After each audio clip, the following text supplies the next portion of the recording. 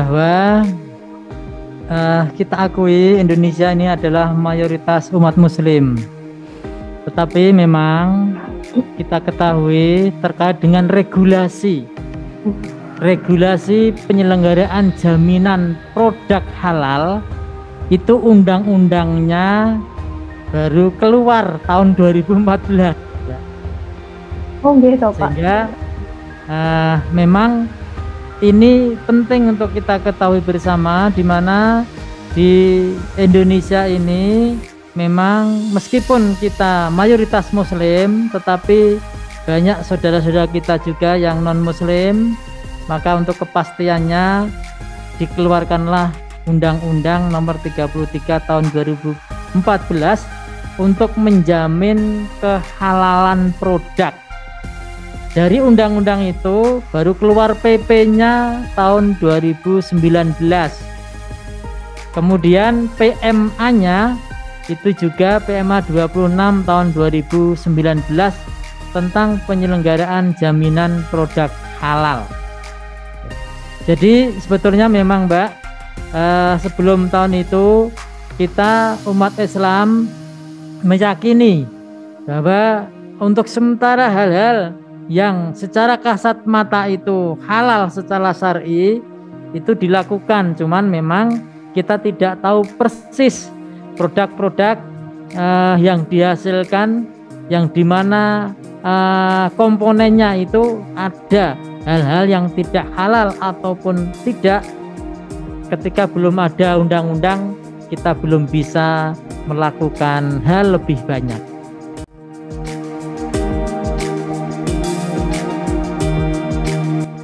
Dasar hukum pelaksanaan jaminan produk halal itu pasal 1 menyatakan produk adalah barang dan jasa yang terkait dengan makanan, minuman, obat, kosmetik, produk kimiawi, produk biologi, produk rekayasa genetik, serta barang gunaan yang dipakai, digunakan atau dimanfaatkan oleh masyarakat.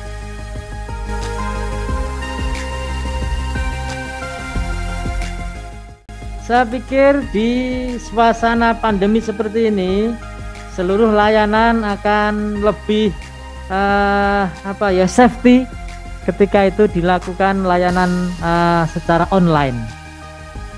Oh, jadi Kementerian Agama juga sudah menyiapkan aplikasi tertentu untuk mendaftarkan usaha begitu? Yang saya pikir pasti.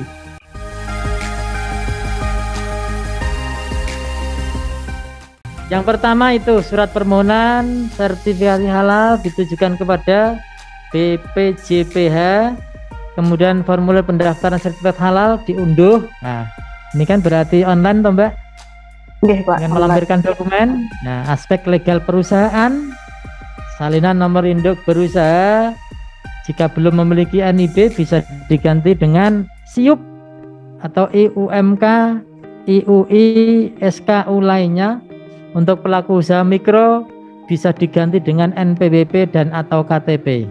Lanjut. Permohonan sertifikat halal. Kemudian terkait persyaratan permohonan sertifikat halalnya pun di situ di bawahnya sudah ada dokumen penyelia halal, salinan KTP, salinan surat keputusan penetapan penyelia halal atau orang yang bertanggung jawab terhadap proses produk halal, daftar riwayat hidup penyelia, salinan sertifikat penyelia, daftar nama produk, bahan, menu barang, proses pengolahan produk.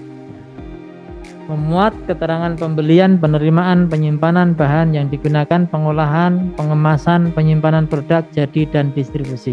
Kalau persyaratan seperti itu, namun ketika nanti akan dikeluarkan sertifikat, pasti nanti akan diuji coba dan dilihat ke lapangan. Iya Pak. Jadi setelah mendaftar akan ada uji coba dari perwakilan. Ya, akan ada langkah-langkah berikutnya. Oke.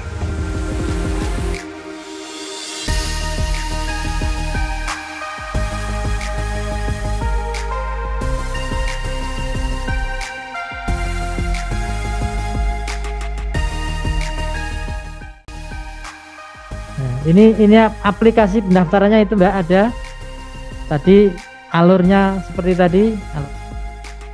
Permohonan itu pelaku usaha mengajukan permohonan sertifikasi halal.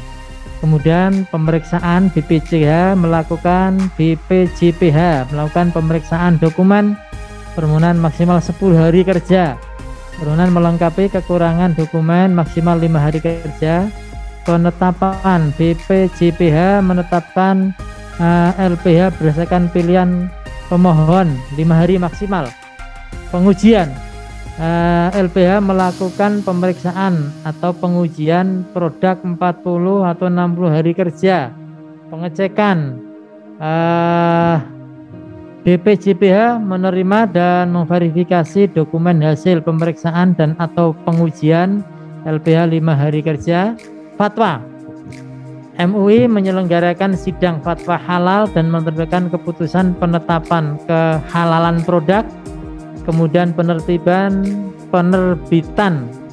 BPJH menerbitkan sertifikat berdasarkan keputusan penetapan kehalalan produk yang ditetapkan oleh MUI. Itu proses dan langkah-langkah alur memperoleh sertifikat halal.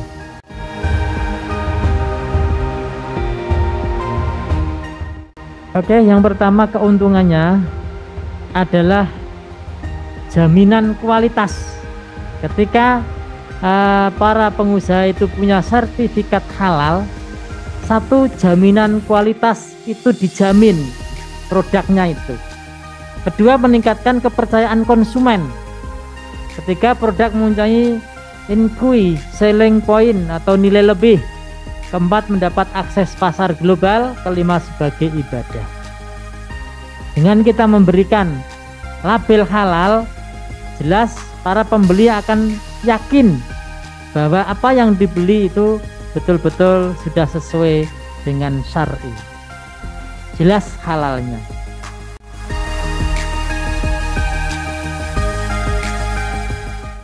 Untuk pertama ini kita memang berusaha untuk sosialisasi agar dengan adanya undang-undang, biasanya ketika ada regulasi maka di sana akan ada konsekuensi-konsekuensi, cuman tentunya bertahap. Pada saatnya nanti kemungkinan akan ada penekanan. Dunia usaha akan bisa laik ketika dia memenuhi persyaratan regulasi. Namun pada poinnya, ketika dunia usaha itu mempunyai sertifikasi halal, maka dia akan bisa bersaing secara global. Karena saat ini global sudah menantikan sertifikasi halal tidak hanya diselenggarakan oleh negara muslim, justru di dunia luar sana mereka yang non muslim giat mengupayakan sertifikat itu dalam rangka mereka bisa bersaing bisnis secara global.